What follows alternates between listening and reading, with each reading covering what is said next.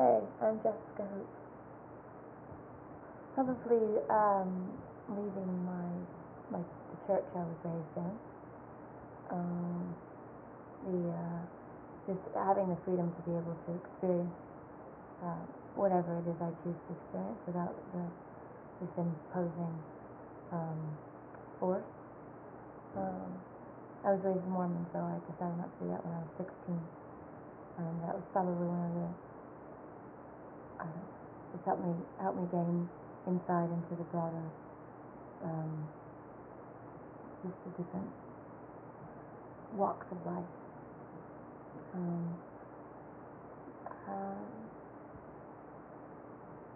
There's another one.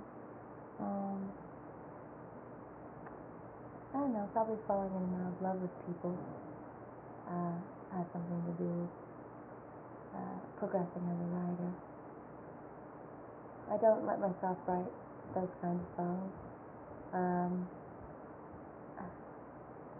If I do, I try to bring it outside of the mundane. I love songs. I just feel like there's enough of them, and I don't seem to allow myself to write a plainly spoken love song. So I try to bring it a little more some kind of. I try to look at it from a bigger picture somehow. But I do love a love song. But it doesn't really you don't have to go through anything to write a love song necessarily. You just feel what you wish for, or imagine how it would feel, and create love affairs love affairs of mass destruction, all of your own, without having to actually get together with anyone. I very rarely self-edit. It takes me enough work to get those to the point where the words actually come out of my skull into my mouth. And once they do, I've chosen them very carefully at that point, so I very rarely change what I've started with. It's that I search and I don't commit to anything until I know it's right. So I'm not sitting there going, okay, this is the lyric, and write it down. I'm searching, and once the words click, then they come out. They don't come out till then, I might roll a couple words around on my tongue and go, that's not the right word, I'm not sitting here writing things and then crossing them out and trying them again. I don't have stacks of paper and crumples on it, It's like holding up colors to a thing, and that color doesn't work, okay, so this color works, you know what I mean? It's kind of like that. I try to write a song that could hold someone's attention just with the words spoken. So I would say the foundation of what I do is poetry, but I do it in the storytelling context within the medium of songwriting. So maybe all three. If I could boast such a statement. Well, I thought it was something that we could do something visual to quite easily, as we did. It was 2 days out in the desert. It was really good fun. But I like the meaning of the song, and I also like the rhythm track, and I wanted to create kind of a blend of I wanted to create a video that you wouldn't expect for that particular song. Maybe we achieve that, I'm not sure. I don't know. I guess that would be up to the viewer. But I just wanted to call attention to the subject matter. And also, I didn't have anybody telling me what song was to make a video for. You gotta this is your single, so do this. I just wanted to make a video for that song.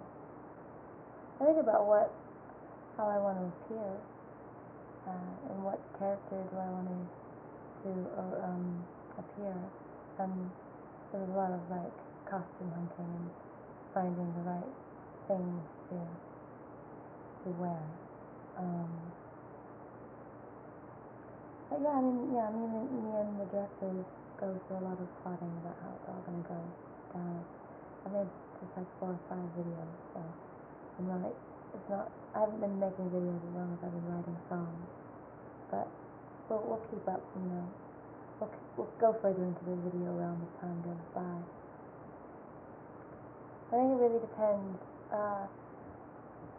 I personally love the idea of a woman who can be completely practical and not give a shit about what she looks like, not give a shit about it like right now, and then really be able to just throw something on and or create a look, but I don't have to live that way all the time. So it's a bit of both. Like I have days where I couldn't care less, and then but I want my wardrobe to be stocked with the different characters and all the tools for character play, and so I would say it's equally as important as it is completely unimportant. I love to be able to be versatile. I'm a country kid essentially, but I've also lived in the city for many years, and I think I just like to be adaptable for whatever it is I'm doing, and for the stage especially, to turn the room into yours. Dress is really useful there. I'm going to tell you what I've just decided are my 3 essentials, and this is something I just decided. Slacks, a pair of slacks, a waistcoat, or vest as we say it here, and jacket. So a 3-piece suit is what I've decided that I need to do from here on forward, because I'm always throwing something on me and getting so tired of it. And I think a 3-piece suit could keep me satisfied. A 3-piece suit, if it fits right, it's just sharp. That's all you need, is to look sharp. And I would probably want a change, but I think it would last me a while. But as it is now, I need hairspray, and I need lipstick, and I need mascara. If I don't have those things, I'm not ready for the stage. Because I could go on wearing this and perform just fine, but I would feel a little too naked. So those are the 3 things I absolutely have to have. You could be, if you're completely comfortable in your body, you could be nude without feeling overexposed. If you're comfortable for people to see you that way. I think that when people are always taking pictures of you, you need to make sure to know what you need to actually be present for the camera. Like right now, I'm obviously not doing that. So I crawled out of my car after a really long day, and here we are. I just really don't care. But if you feel like actually having eyes in your face, then maybe you need to put on something around your eyes so that they actually appear. And I never know what's going to come out either way. So you show up as the subject or the raw material, in the same way we sit down to write a song. You just show up available for willing and ready for the good ideas to come through you, and you work your little tail off to make sure that you get the good stuff. And the same thing with the imagery. You just show up as raw material, and there's something else that's going to take what you put forward as just the raw pieces, and it will compose itself through. You can't be contrived about these things. You can't really self-edit in the process too much, or you have to worry about all the 90 frames that are no good, and you can't worry about them. You have to just keep moving through it to the 10 frames that are going to be brilliant. So you just have to approach it from a process point of view. In the same way in songwriting, you just keep muling through thoughts and ideas, and don't worry about things that don't feel right or comfortable, and realize that there will be something solid, something substantial come your way if you just keep turning it over and over. I'm trying to make a little more simple what I do somehow, without diluting anything too much, and also having fun without being I'm working on a dark kind of fun. So it's like I'd like it to be fun without being bright. You know what I mean? So that's kind of where I'm headed now. And it's kind of all evil, a little bit evil. And wicked witch, kind of toes curling under kind of fun.